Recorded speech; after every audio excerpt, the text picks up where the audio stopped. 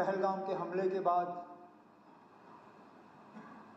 उसकी निंदा करने के लिए, उसकी मजम्मत करने के लिए और उन 26 लोगों के साथ हमदर्दी करने के लिए उस वक्त ये तय हुआ कि हम ऑनरेबल लेफ्टिनेंट गवर्नर साहब से गुजारिश करेंगे कि वो एक दिन का सेशन बुलाएं।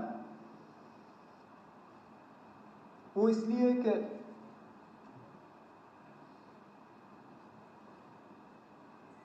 न पार्लियामेंट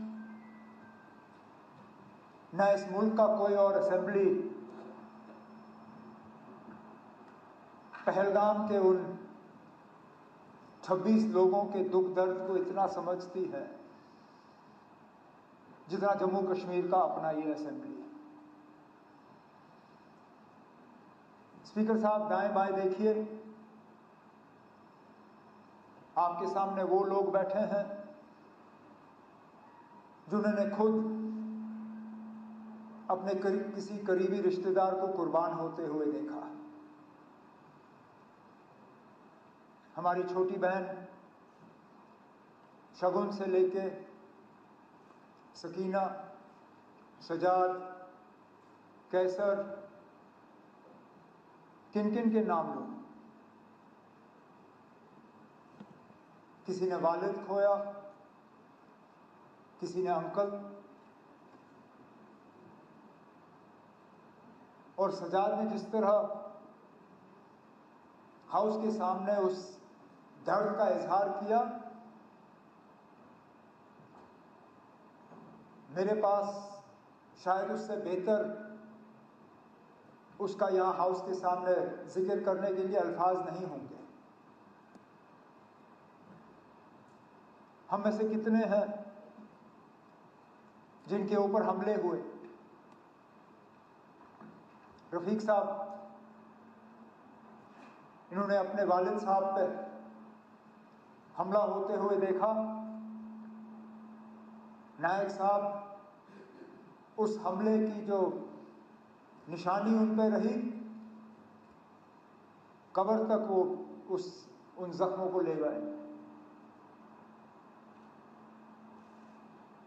इसी तरह कई सारे हमारे साथी जो अगर हम गिनना शुरू करें, गिनते गिनते थक जाएंगे कितने हमले हुए।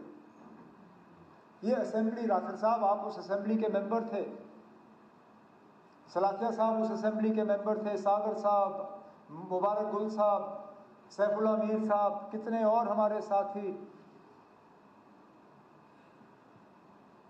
जब 1 अक्टूबर 2001 श्रीनगर के असेंबली कॉम्प्लेक्स पे हमले में 40 लोग अपनी कीमती जानें गंवा गए। इसलिए मैंने कहा उन लोगों के दुख दर्द को शायद इस असेंबली से ज्यादा कोई और असेंबली या पार्लियामेंट समझ नहीं पाएगी।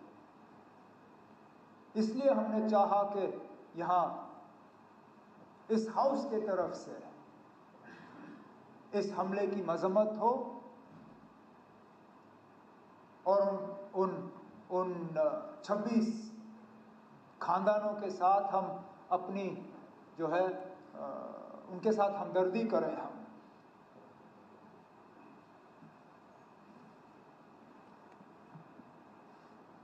सही कहा सजाद ने,